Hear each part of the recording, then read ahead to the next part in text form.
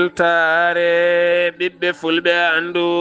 diine maɗa fedde heblo sukaɓe afrique takkusana yoni to dumga wural fa e nder galle ceerno mouhammadoul amin ly ko on waktu yoni ha to ɓokki sabbundu e nder galle ceerno mahamoudou thioune ko taari ɗum kala ene jiiya e gardidi kabruji men to leydi sénégal yaddiɓe apr kolliti mambat seppo mumena taw ko seppo jamyamu ɗum waɗata ko ñande ɗiɗi lewru fandu ndu yeeso sursarɗeji leydi sénégal ngam hollide mette mabɓe gueɗe jahoje jeese mabɓe nder leydi ndi sénégal to leydi mauritanie jagoɗo rendo woni jagoɗo ñawoje leydi ndi e jonde tatiɓire o holliti maɓe jokku haɓade kala ko fate ɗanleɗe ndewani lawola kame dorog giwaway banggueji kala en naata e nder leydi ndi to leydi mali hanki ko janggu waɗi nokku biteɗo tugintene tawi nder commune mo jeema tato mbasi en pittali mumen he ndiɗo liggoto koye nden kay kisal ladde e diƴƴe goto onon ko jambourou ngon jangu ko hanki on poste duppa ko ha wontindoɗi to Guinée Conakry sellu Delen Diallo jofama peɗeli e mbuñari dirtinde ngaluji kewɗi e sanga hitande ujunaje ɗiɗi ɗum noon taweteɗo to Dakar Guinée holliti ma taj goomu rewintogo ɗum toon to Dakaru lamorgo leydi Sénégal to Niger hanki o sanga juulal tisubara kon jangu waɗe wuro witengo fambi ta ene tawi nder leydi ndi ɓe noon liiƴi koye dow maɓɓe jooɓima 49 fittandu taw kadi ko jambour en ɓe darnoɓe hanki julde juulala juma joolam jaɓeri jasaten koye musidɗo men Alhassane Oumar Mbocco musidɓe tedduɓe woto goɗɗe joni jañoɗen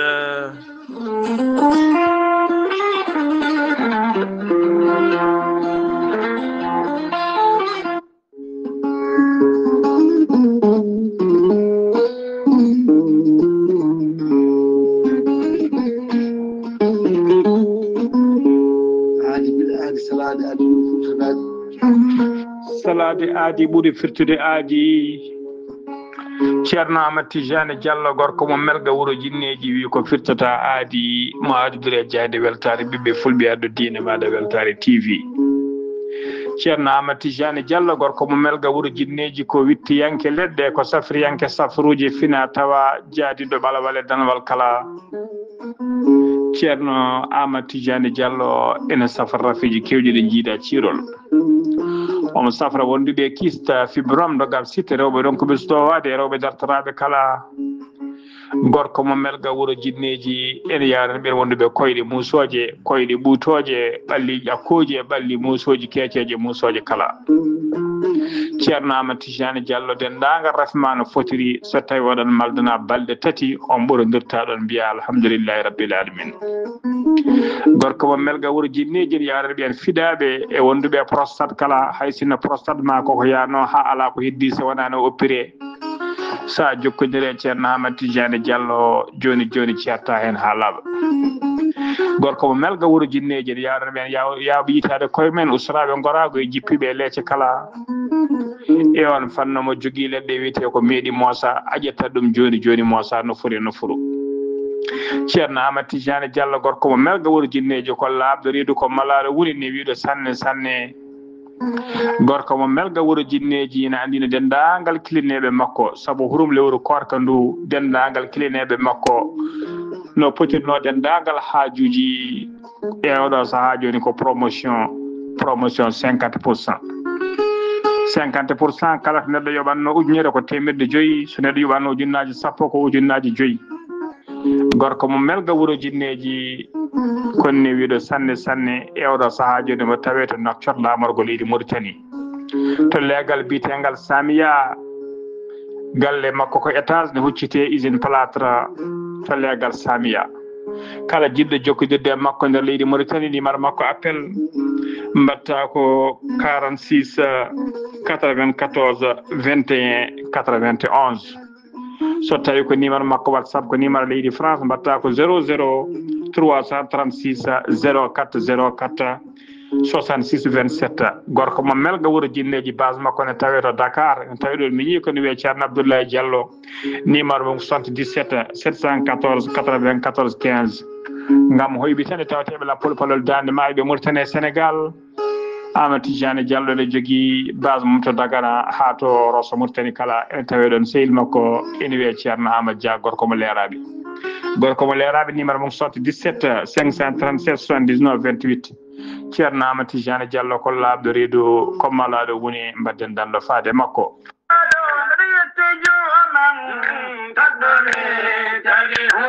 mande Massa Keita gorko pullo hen bange mali ganke hen bange jom gandal kawningal no feewi an jiilotoɗo ngaluji cuuɗotoɗi e nder leyɗele ko wayno kanŋe jama bauxite ha ñaaƴe goɗɗe kala jokkodire mande Massa Keita o ñalawma hande ko nangue makko mande Massa Keita ene wiya dendagal bandiraɓe julɓe kala Ramadan Mubarak o saaha hande Allah ne rokkimo gandal kawningal andude yogay ngaluji cuuɗiɗi e nder leyɗele an jilotoɗo kanŋe jama bauxite ha ñaaƴe goɗɗe kala sa jokkodire makko so on kaldi on pamodiri wañi tan ko jamfa ma yiito ha kebbina mande Massa Keita jilliɗo yogay nokkuji ko wayno Côte d'Ivoire Afrique du Sud Mozambique Tanzanie RDC Congo ha faynma yogay nokkuji goɗɗi kala ɗo kanŋe yilete ala kala ɗo heddani hena mande Massa Keita jooɗi koto leydi Mali to Ségou sa yiɗi jokkodirde gorko pullo Mali ganke hande o joom gandal kawningal no feewi mbatta ko tongode leydi Mali 00 223 76 68 45 99 walla mbaɗa 00 223 capanɗe jeɗɗe jeegom capanɗe jeegom e jeetati capanɗe nayi e joyi capanɗe jeenayi e jeenayi musidɓe tedduɓe mande Massa Keita ene wiya mon Ramadan Mubarak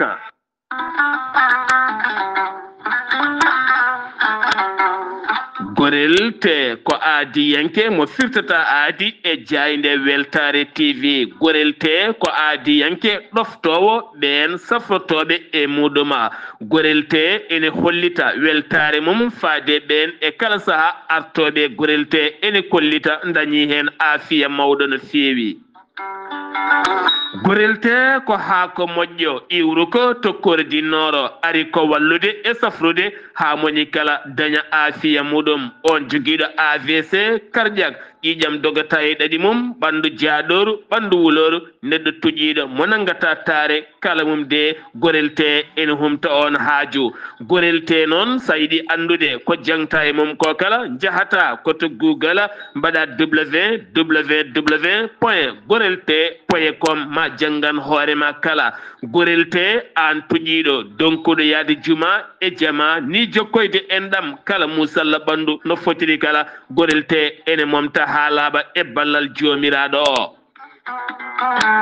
sa yiɗi jokkodirde e tongoɗe gorel te beele mbawa jokkodirde mabɓe Oumar Dia to Tambacounda 77 527 14 44 so tawi koto Bonji Salamata Ba 77 695 43 01 so tawi noon gonɗa koto Gawol ko Farmata Abdoulaye 77 150 70 61 so tawi noon gonɗa koto Guédiawaye Amadou Abbas Ka mbatta ko 78 313 89 28 so tawi noon gonɗa koto Thiès e ko taari ɗum kala jokkodirta koye Moussa Dia 78 860 76 68 so tawi noon gonɗa koto leydi Mali to wiyete Melga Mali jokkodirta koye Abdoulahi Diallo mbatta ko 00 223 72 49 30 07 so tawi noon gonɗa koto leydi France jokkodirta koye Haruna Ngayda 06 50 99 64 43 so tawi koto États-Unis d'Amérique gonɗa jokkodirta koye Abousso Kawral Fouta Business +1 34 77 01 56 77 musidɓe tedduɓe gorel te kawis ɓolo e muɗuma kettode kaburuji mon e demgal pulaar Afrique, Asie, Europe, Amérique, Moyen-Orient Océanie. jam nyalle mon musidɓe tedduɓe hoore bira nogase ɗiɗi mboya hitande ujunnaje ɗiɗi e nogase joyi yonti kumpital men ɗemgal pular ɗo yeeso haalirde he ko musidɗo mon guiɗo mon sehil mon Sar Abdoullahi Sarr to karallagal Weltare TV ko musidɗo mon Saydou Abouba musidɗo moɗon haali Abouba ne selli ene jaam omo hisi wona hulde korka wona hulde ɗam ko wona haydara ɓoyata ma on nan dande makko so haaji jomiraɗo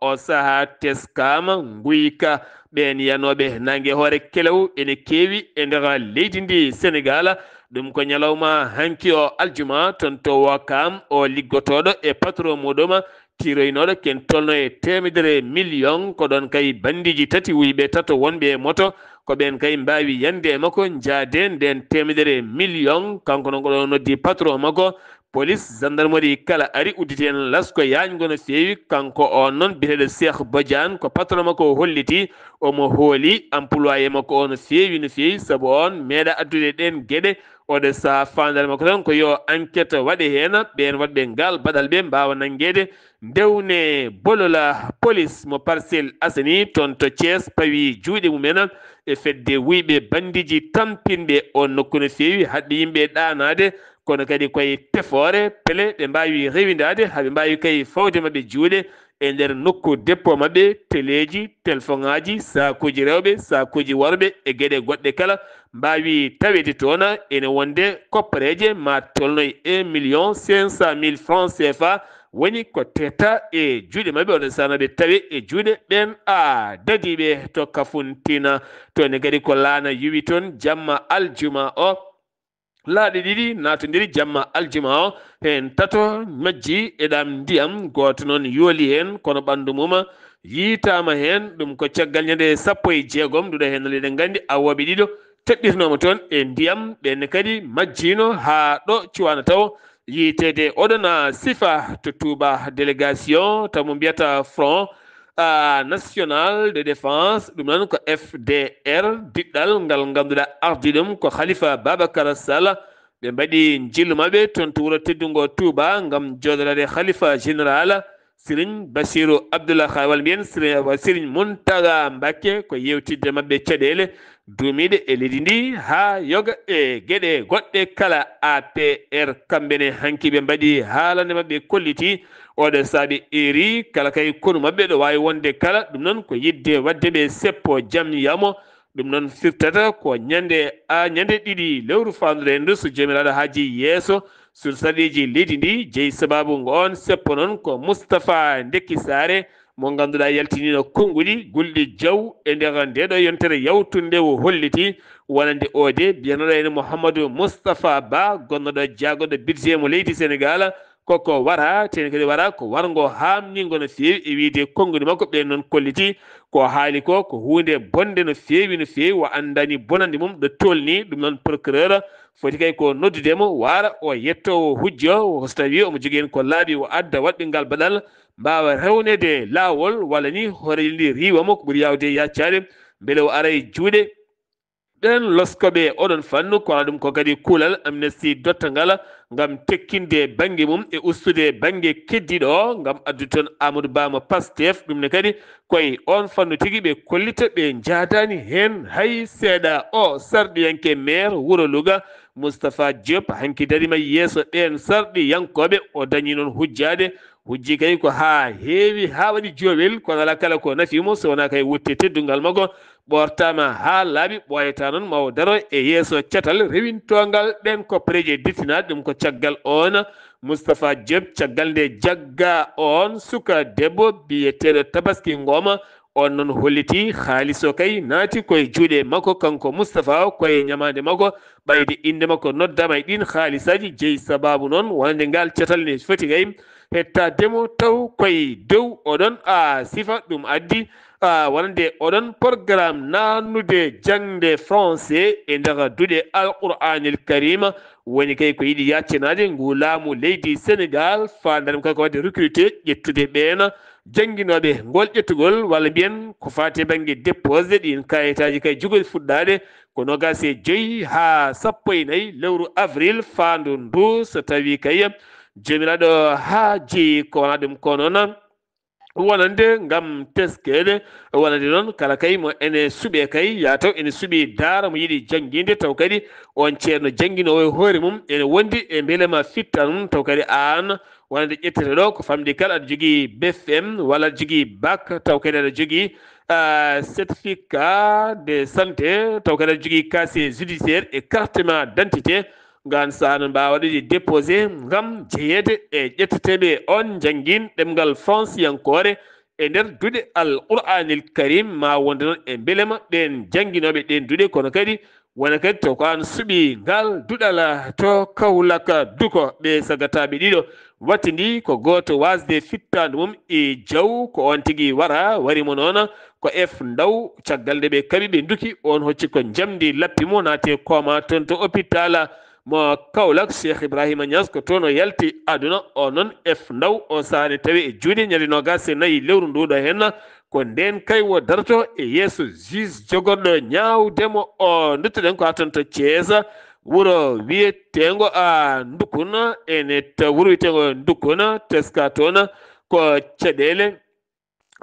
ko fati e banggue wonande oɗo henna maçon ko kañum kay ɓandu mum yitane welta e lekki ɓawo ɗum noon inde makko Marshal macci sukaɓe nayo hen tata ko rewɓe gotel ko Gorela kanko noon ko caggal leldemo kay gaynude bâtiment mo totano ene gasa taw won caɗele gonɗe hen en keɓani ko laaɓi kono ko ɓandu makko yiita hanke mo welta e kiiɗon lekki to sali Portudal ne tawi Mbour o saaha teskama toon ko rewɓe iwoɓe banggueji kala ene ngala toon ngam yeyde koye mumen way kono buuɓi ni ɗo cawdiɗa kala ɓene cuuɗo ɓene peññina ɓe koye cuuɗi ɓe ari toon ko touristique hen iwoɓe Europe e banggueji goɗɗi kala holliti ɗum noon kon biyeteɗo Ahmad Bela Diallo goto kay e ardiɓe wonande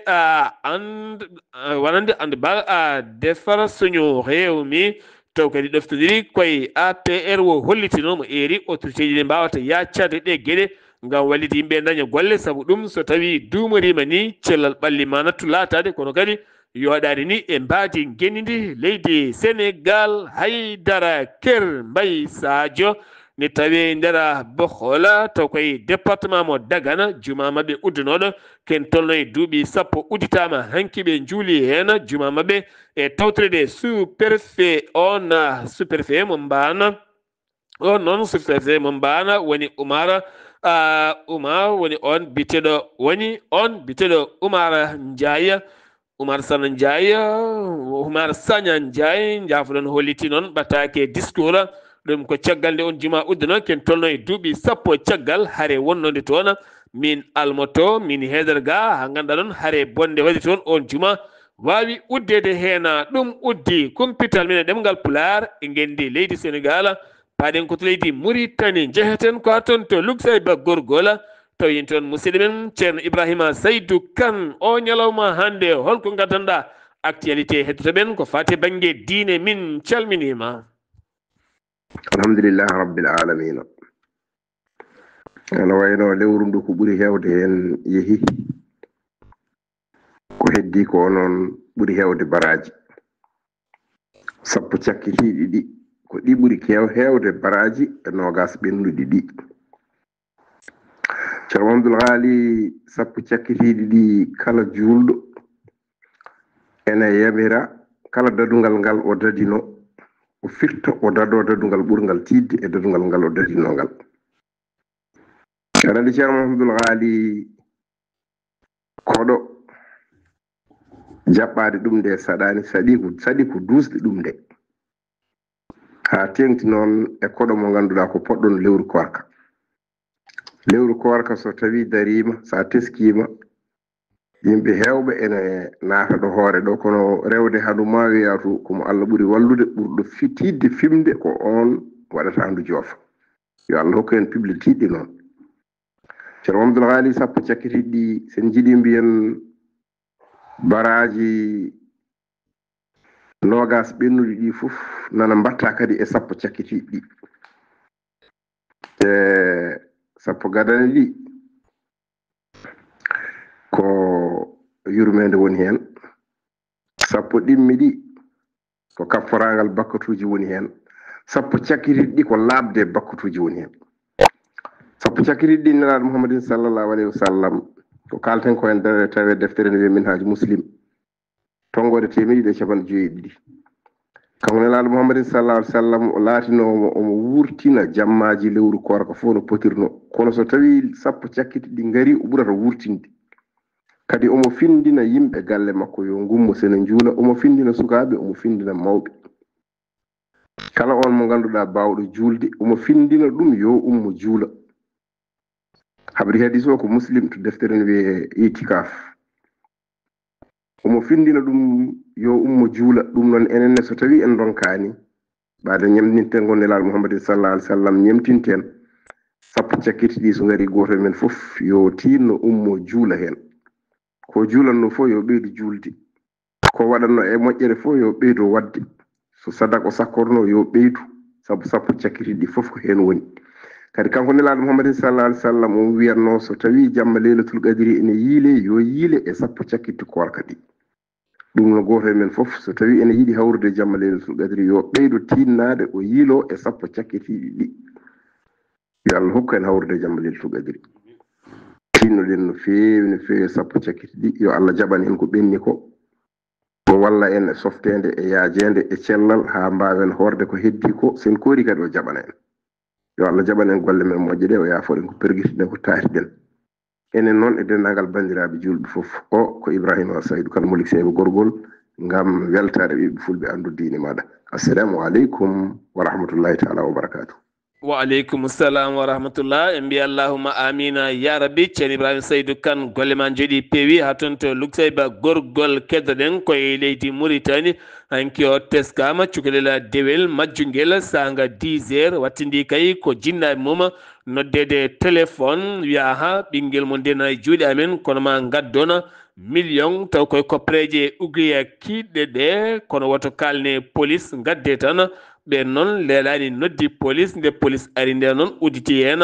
enquête diaƴo e nder caméra surveillance taw kadi ko gonɗo e beddo yiyama hen cukalel ne tacciti wonande tali o ne fayi hedde banggue hôpital Al Saddak oɗo saha noon enquête ene woni e oɗon sifa no feewi mbi yimɓe tan nden sukaɓe mumen jaagoɗɗo rendo woni ñawoje leydi ndi leydi Mauritanie jonde batu tati ɓiiro hakkude makko e procureur uji généraux ji e nder leydi ndi gam yuntade saria yoga e dosɗe ɗe kala o holliti noon Mauritanie ma jokku kay haɓade ɗanle ɗe ndewani lawol ɓenne kadi natoɓe leydi ndi taw koye sifandi fewani kono kadi ma jokku haɓade kala kene wiye dorog e simmeji parɗi ɗin fannuji kala ma jokkati haɓade kala kene adda fitinaji e nder leydi ndi ha e ko nandi hen kala kono kadi ma yunito yoga e dosɗe saria leydi ndi ha ɓuura wawde yadude e jamanu ɗum ko haalande o haali kanko on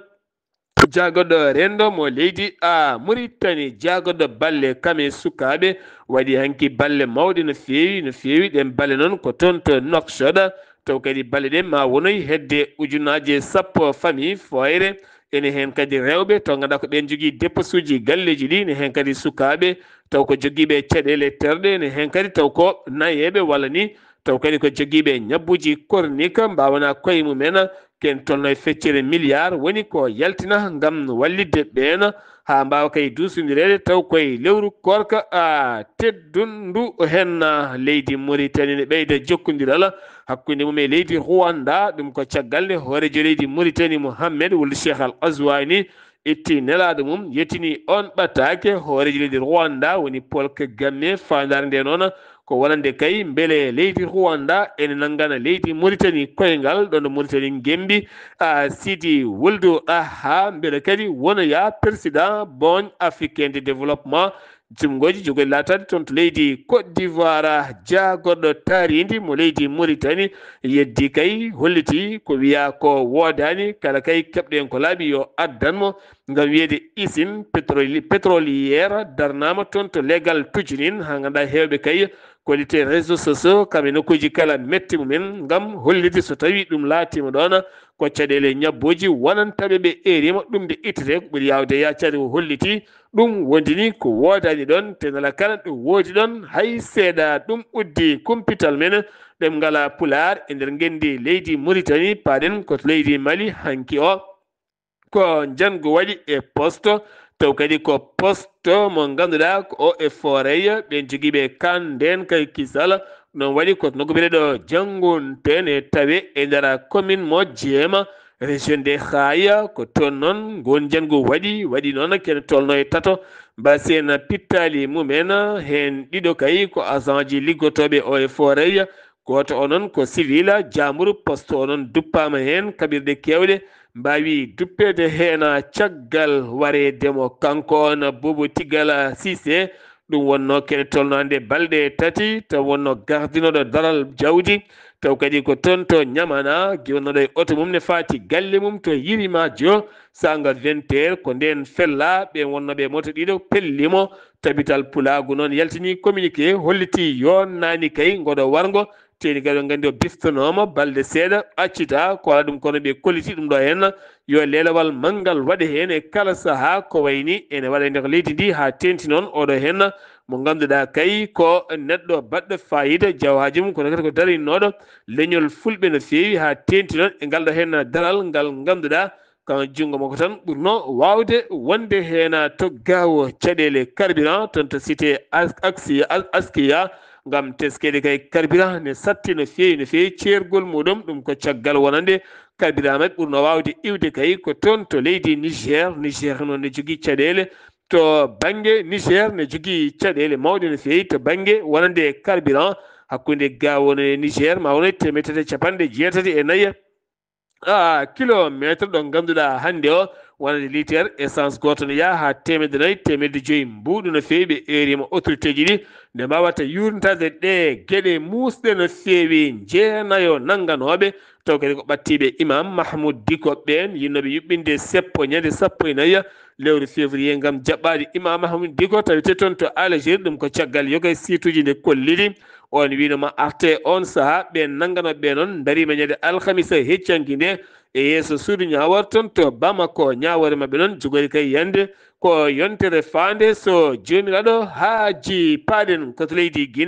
Guinée Conakry Ali Touré ko procureur ɓattiɗo tribunal mo Dugzini o holliti oɗo saha kay ɓe jalni ɓe darni goomu kay wawngo yaade to Dakar laamugo leydi Sénégal ngam joɗodade Cellou Dalein Diallo ko fate banggue wonande ko preje ɗe tuma omo dirtini nde wonno hoore jagode leydi Guinée ɗum wonno noon ko hitande ujunere e ɗiɗi ko fate jeygol ndiwowa ka leydi Guinée woni Air Guinée ko preje kay ɗe tuma hen ɗe kala so tawi kay ngun goomu o jaɓani joɗodade mum ngam loskede mum aɓe ƴeewa sariya kay leydi leydi Guinée kame leydi Sénégal jungo e jungo beele wawa ñawede ɗum noon ko fate banggue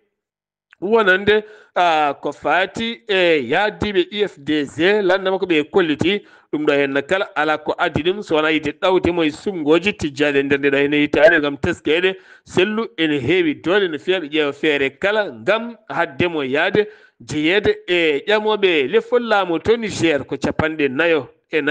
neɗɗo jambour en woni waraɓe ɗum ko jangu waɗi ɗum aljuma hanki o to kadi ganduɗa ko groupe joguitiɓe nottotoɓe état islamique to wuro wiyetengo fambi to ene tawi nder commune mo kokoro noon ne tawi e nder leydi ndi sanga 14 heures julal tisubara hanki o ko nden ɓe kurli on juma ɓe mbaɗe mabɓe jeygue kene tolno e capanɗe nayo mbasi pittali men sappo e tato gañi hen nayo ene tawi hakkude wurɓe e maaɓe ko waɗa ɗum ko noon jeere ne wonnono ɓe puusi jeere nde ɓe keeli ɗuma keli toon botikaji kewɗi bonni matériel uji kewɗi no fewi to leydi Gabon candidat ji nayi kay jaɓaɗenoɗi ɗi oɗo saha wontoyi candidat ji jeetati ɗum ko caggal nde ɓen gulliti toon to conseil constitutionnel leydi ndi ɗum noon ko debbo goto taweten wiye Zeynaba Gningue on kadi tawi en no gasi jeenayi nduleru ko nden campagne ruma jaribu fuɗɗoto e nder leydi ndi Gabon sungoji mbaɗata ko 12 lewru avril tinama no Zamping gonnoɗo jagorɗo gardinoɗo kadi union africaine oɗo saha wonani kay ko général Olongui mo ganduɗa foɗino ma tottir jambour en civil en wonande laamugu kono oɗo saha wattindi kay ko ƴamde lefol laamu ɗum ko caggal nde o folluno Ali Bongo Ndimba wonno ko capantati lewru août 2023 oɗo saha noon Ali Bongo Ndimba baɗaɗo e résidence surveillant ko wala ɗum ko noon ɓiyum e joom suudu mum ne tawe to kaso derrière la prison ɓiyi ko kam e joom suudu makko to Nigéria jagoɗɗo ñawoje leydi ndi on mbiteɗo a tunji o jowo holliti gouvernement leydi ndi yamiri jaltingol ujunnaji nayo capanɗe jeeto ɗiɗo dumbaɓe e nder kasoji leydi ndi ngam ustude dépasse ngam teskede e kala hitande leydi ndi ne yaltina ken gouvernement ne yaltin ken tolno e milliard koppareje nera ngam ñamminde ɓen dumbaɓe toon beele kadi ɓe guste ngam ustade gouvernement dépasse to nanni bi debbo cuɓanoɗo hanki o darima yeeso ɓesgu leydi ndi o wondi mawo jogoro jaam e kisal on mbiyeteɗo nettumbo naadi ngol woni goo debbo ne laamo leydi ndi kono kadi o ƴami koye landa laamuyankere kanko noon woni garɗo yeeso debbo mo duuɓi capanɗe jeegoma holliti ma fondu leydi ndi kono kadi ma darono potal